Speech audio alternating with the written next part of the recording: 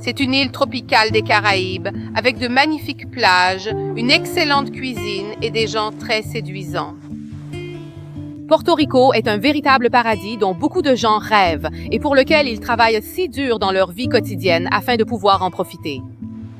Et pour beaucoup d'Américains, ce rêve n'est pas si difficile à atteindre. Parce que techniquement, c'est l'Amérique. Et cela depuis 1898, lorsqu'elle a été prise par la force après la guerre hispano-américaine, mettant fin à 400 ans de domination coloniale espagnole et en faisant un territoire contrôlé par les États-Unis.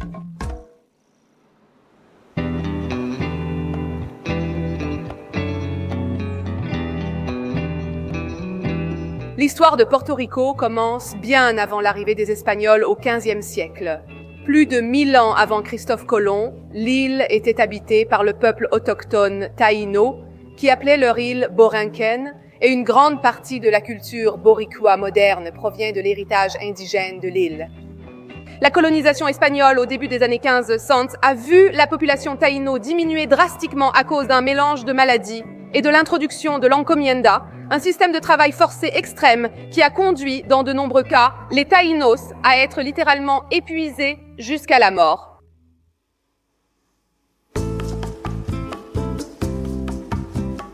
Je suis dans le vieux centre historique de San Juan et cette ville a tellement d'histoire. On parle de 500 ans d'histoire. Donc, lorsque les Espagnols ont colonisé l'île de Porto Rico, ils ont décidé de faire de San Juan leur base. Et c'est ainsi qu'ils ont appelé la ville San Juan.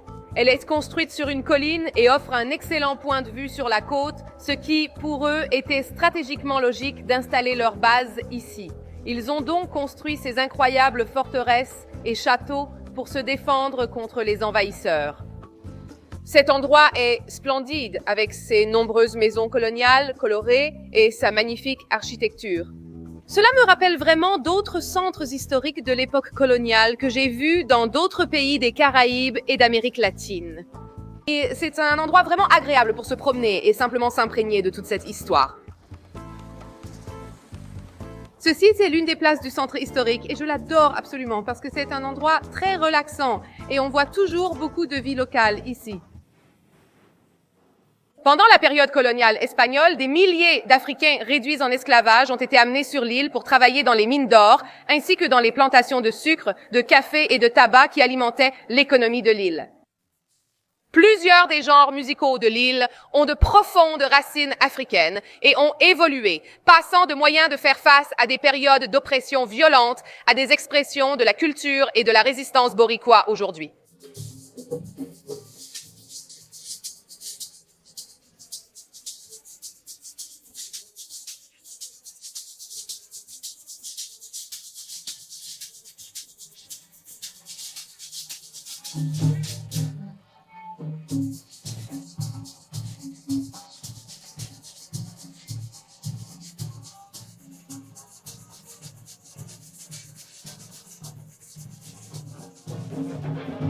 C'est la première fois que j'écoute de la musique plena. La plena est originaire de Porto Rico. C'est vraiment incroyable parce qu'on sent à quel point les Portoricains sont connectés à la musique de leur terre, la musique de Porto Rico.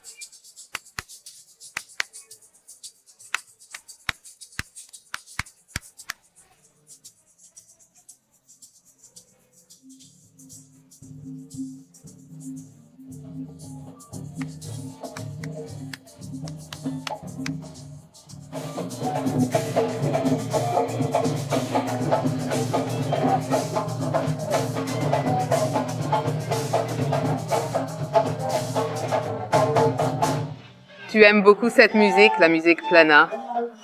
Donc la première chose que je dirais, c'est que je ne suis pas une personne noire. Donc la plena vient des personnes noires d'ici, des Caraïbes. Et c'est une communion ancestrale parce qu'ils chantent des chansons sur les personnes réduites en esclavage et sur la façon dont elles ont résisté. Oui, c'est comme une façon de, à travers ces récits, préserver notre histoire. Oui. Tu as l'impression que ça te relie à ton histoire, à tes ancêtres? Oui, comme ça, on peut... On peut beaucoup apprendre en écoutant les chansons et leurs histoires. Oui.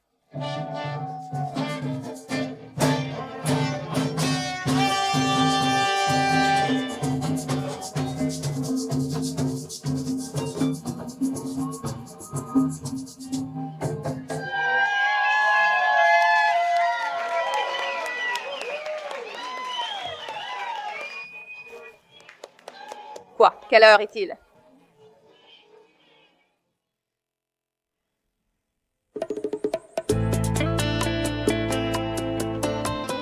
À 25 minutes dans les collines depuis San Juan se trouve l'une des plus anciennes traditions de déjeuner du week-end de l'île. Les routes sinueuses sont parsemées de lechoneras spécialisés dans une seule et unique chose. Le chon, des cochons entiers, lentement rôtis pendant jusqu'à 8 heures sur du charbon de bois chaud. Le rancho de APA est une institution dans le monde du lechon et sert du porc savoureux à ses clients fidèles depuis 3 générations. Donc, voici le lechon.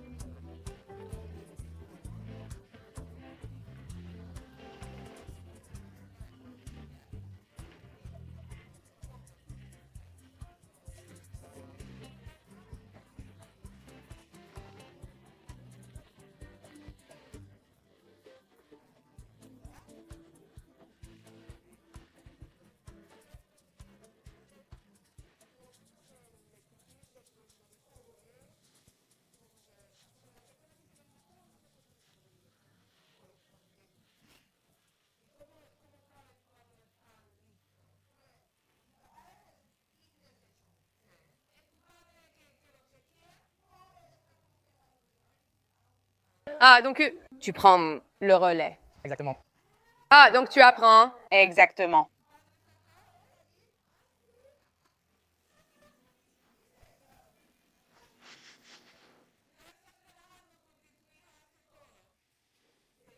J'ai livré l'affaire, tu dois t'en occuper. J'ai adoré. Pourquoi? Si tu mordais, c'est moi qui mordais. Si je mordais, 20 fois sur 20, je mangeais.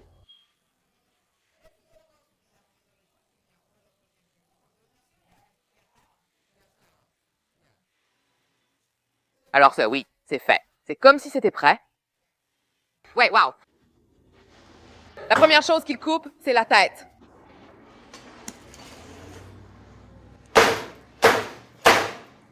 Wow! Wow, d'accord. C'est vraiment un festin de tout ce qui est traditionnel portoricain. Ceci est la joue de porc et elle a l'air tellement tendre.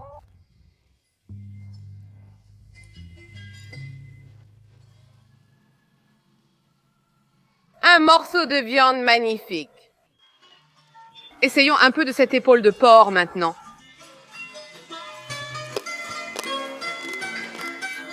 C'est incroyable. Dès que vous le mettez en bouche et mâchez, ça s'effondre. C'est ce qu'on appelle des pastels. À l'intérieur, vous avez du porc et autour, ce qu'on appelle la massa, qui est essentiellement un mélange de bananes vertes, de potiron. Puis, ils le garnissent de porc, l'enveloppent dans une feuille de bananier et le font cuire à la vapeur.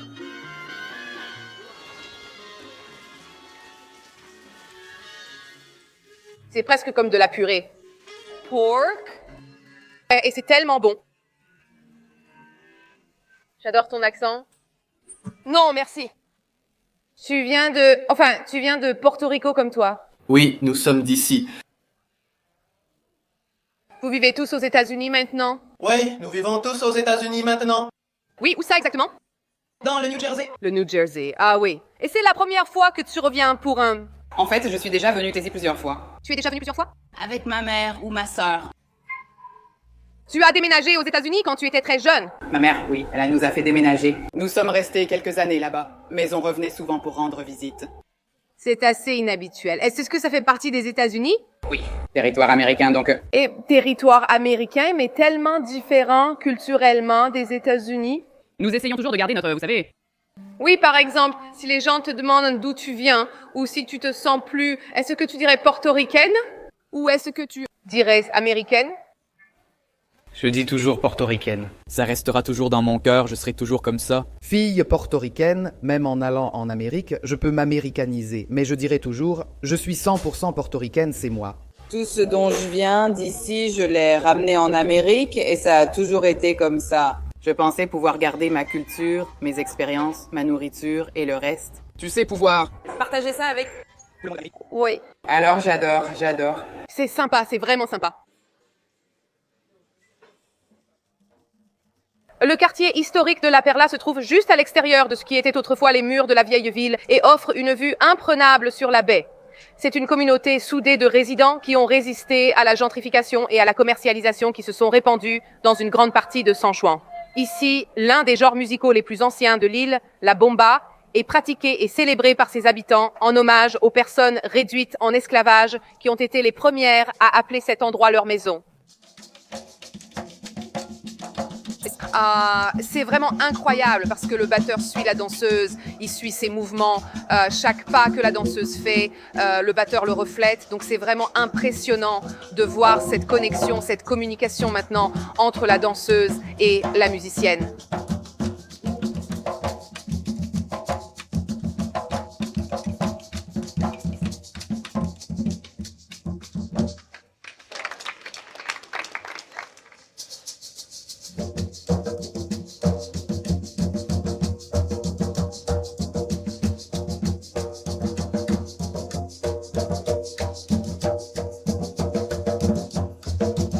Incroyable. Tu sais, quand elles entendent ce qu'elles disent, c'est presque comme une histoire. Tu sais, elles parlent d'être africaines et de ce genre de résistance, cette histoire des Africains réduits en esclavage ici sur l'île. La musique bomba, pour elles, c'est dans leurs veines et c'est ce qu'elles chantent. Pour nous, les Africaines, la bomba coule dans nos veines.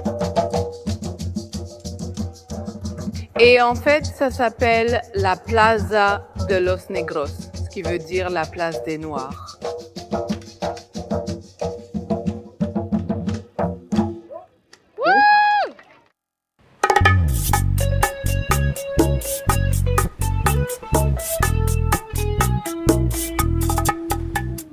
Les plages de Porto Rico sont absolument magnifiques.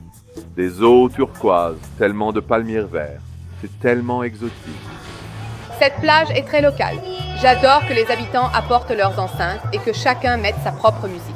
Vous entendrez de la bachata, salsa et reggaeton. C'est un samedi, donc chacun profite de l'instant présent. C'est génial parce qu'il fait très chaud et ensoleillé. Le soleil brille. Et ce que les gens font, c'est qu'ils apportent des petites chaises et des tables improvisées. Et en gros, ils les installent sous ces immenses palmiers tout le long de la plage. C'est tellement agréable parce qu'on voit tout le monde un peu faire ses propres petits barbecues et pique-niques sur la plage.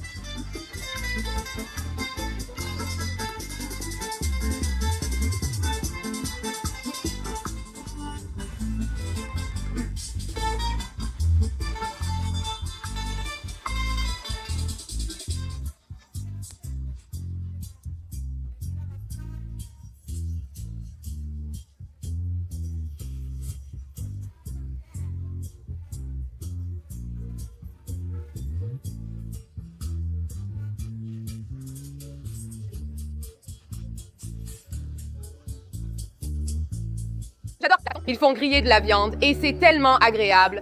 Même sans me connaître, ils m'offrent un hamburger entier.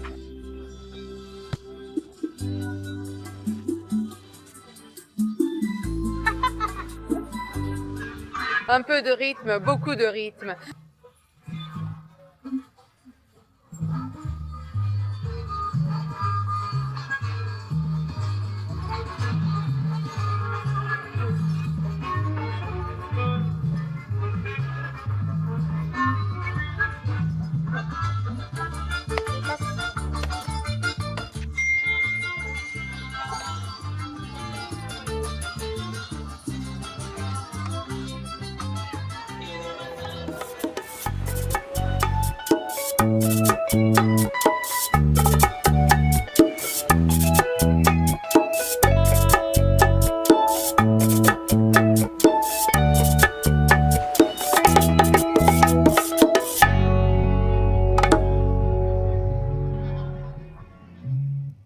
L'une des choses qui est très populaire à Porto Rico en tant que tradition, c'est que quand tu viens à la plage, l'arrière de la plage est bordé de tous ces kiosques juste de l'autre côté de la route. Donc ils préparent tous des plats frits typiquement portoricains comme les alcapurrias. Tu as des beignets de morue, bacalao.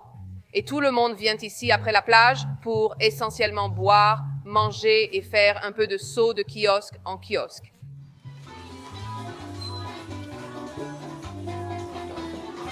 Je vais goûter l'alcapurria et le bacalao, les deux encas frits traditionnels d'ici. Qu'est-ce qu'il y a à l'intérieur de l'alcapurria? Vous pouvez avoir soit de la viande, comme de la viande, ou une huella, qui est comme une prise de terrain. D'accord, un peu. Épicé. Épicé, oui, d'accord.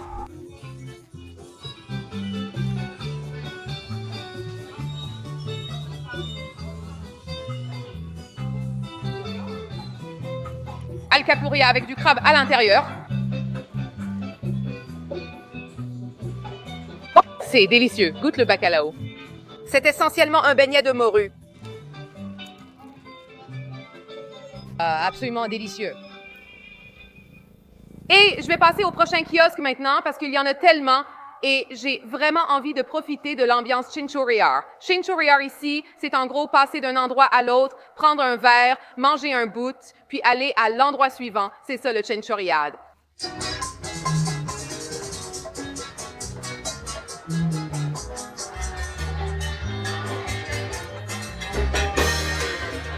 J'ai trouvé un endroit très mignon, la Casa Maria, la maison jaune, juste au bord de l'eau. Ils ont de la musique live, c'est absolument bondé de monde et l'ambiance est vraiment géniale. La musique live et le groupe sont incroyables.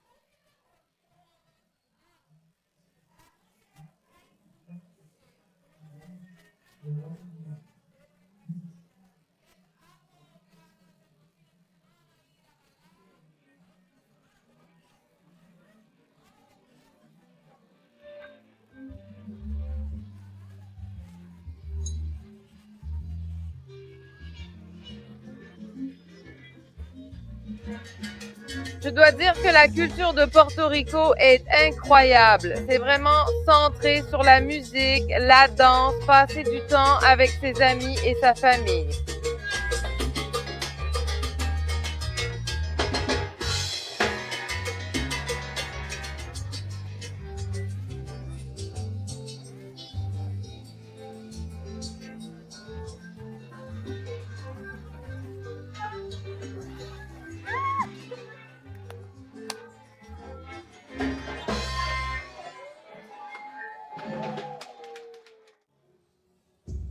Le vieux San Juan est l'endroit où venir si tu veux danser sur du reggaeton. Maintenant, le reggaeton est vraiment très populaire. C'est ici que l'on dit que le reggaeton est né à Porto Rico et tu as cette rue Ici bordée. avec des bars qui diffusent du reggaeton à fond. Donc, tu sais que l'ambiance est vraiment géniale. Les gens adorent ça. Les gens adorent cet endroit. C'est une musique très sexy, très sensuelle. Tout le monde adore le reggaeton ici. Parle-moi du reggaeton à Porto Rico. Oui, ici on s'amuse beaucoup, c'est un pays de fête, comme la musique d'ici. On dit que le reggaeton vient de Porto Rico, non? Oui, À partir des années 90, avec le groupe Noise qui a lancé, tu sais, une série de rassemblements de gens pour commencer à écouter du reggaeton. Et tu avais Daddy Yankee.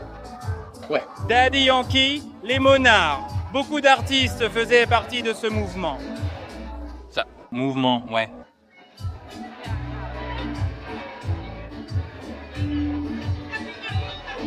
Ouais, c'est le flow. Les filles, il faut t'assurer. Wow. Les gens deviennent complètement fous pour cette musique et la danse est tellement sexuelle qu'ils l'appellent perreando. Le perreando, c'est comme du frottement à sec.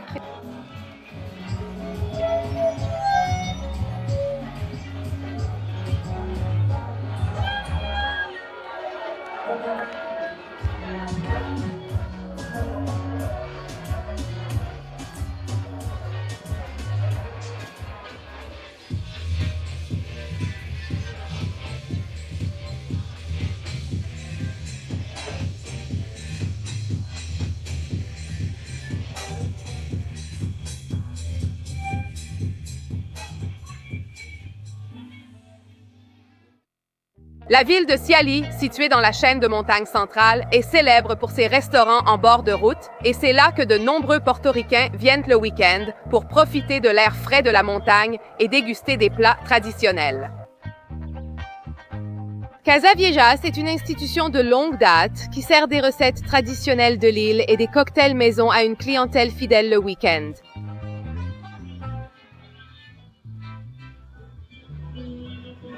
C'est une maison typique des années 50, 60, comme chez grand-mère, avec une cuisine à l'ancienne, façon grand-mère.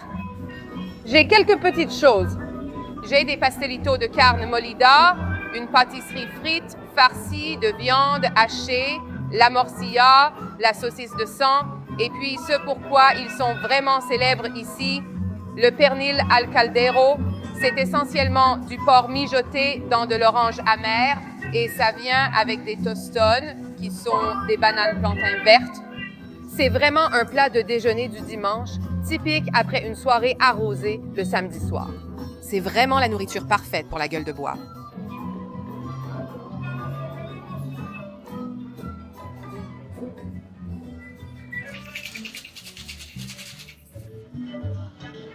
La cuisine de Porto Rico a des influences culturelles espagnoles, africaines et locales. C'est une cuisine vraiment étonnante et incroyable. Est-ce un phénomène très localisé?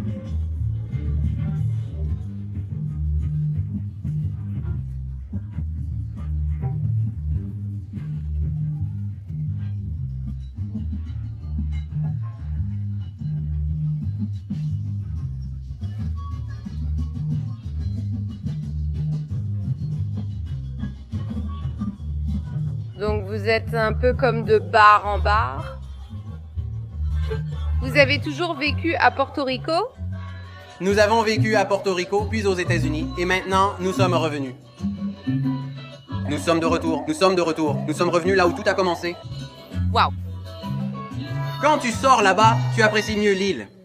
Oui, quand tu sors et reviens, tu apprécies davantage les choses que tu avais et que tu as perdues. C'est comme si les bénédictions étaient encore plus mises en valeur. Maintenant que Porto Rico est comme un territoire des États-Unis, en quoi les Portoricains sont-ils différents des Américains? De beaucoup de façons, de nombreuses façons différentes. Nous avons notre propre culture, nous avons notre propre histoire, notre propre tout. Je trouve fascinant que cela fasse partie des États-Unis, tout en ayant sa propre histoire et ses influences culturelles uniques. C'est une situation particulière parce que c'est comme si nous avions notre propre culture et nous avons l'impression d'être notre propre pays, mais nous avons été d'abord sous l'Espagne et maintenant sous les États-Unis, et ainsi de suite. Sur le papier, nous ne sommes pas vraiment un pays, mais en réalité, nous en sommes un, donc oui. Ouais. C'est étrange, nous sommes sous la tutelle des États-Unis, mais ne pouvons pas élire un président. Donc c'est un arrangement bizarre, parce que certaines personnes veulent pas que ce soit un État, d'autres veulent l'indépendance, d'autres veulent que ça reste comme ça. Donc il y a toujours ce conflit. C'est le principal conflit. Tu peux croire en un parti politique, une religion, n'importe quoi, mais à la fin de la journée, on se rassemble tous. Peu importe ce que c'est, peu importe la ligne. Ça n'a pas d'importance, ça va au-delà de ça, et je pense que c'est ça la magie de ce que nous sommes. Avec la musique, toute la nourriture, toute la culture, mais ça nous unit, donc c'est beau.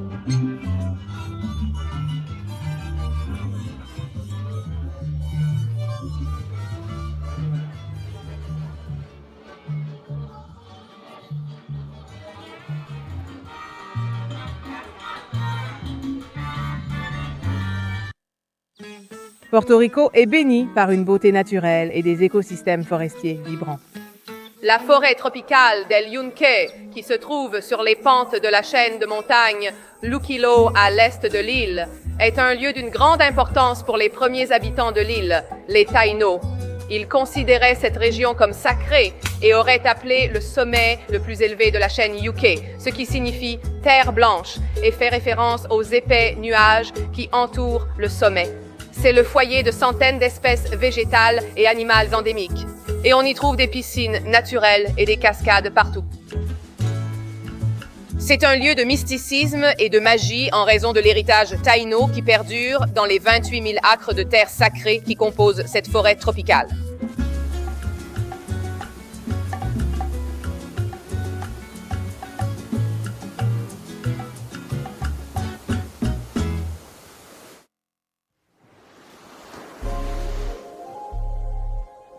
Même après 500 ans de domination par des puissances étrangères, l'esprit de Porto Rico reste fidèle à ses racines boricuas. Il s'agit de la famille, des amis, de la bonne nourriture et des expressions artistiques de l'identité. Les sons de l'île sont ce qui apporte de la joie aux Portoricains. De la force et surtout le pouvoir de continuer à résister.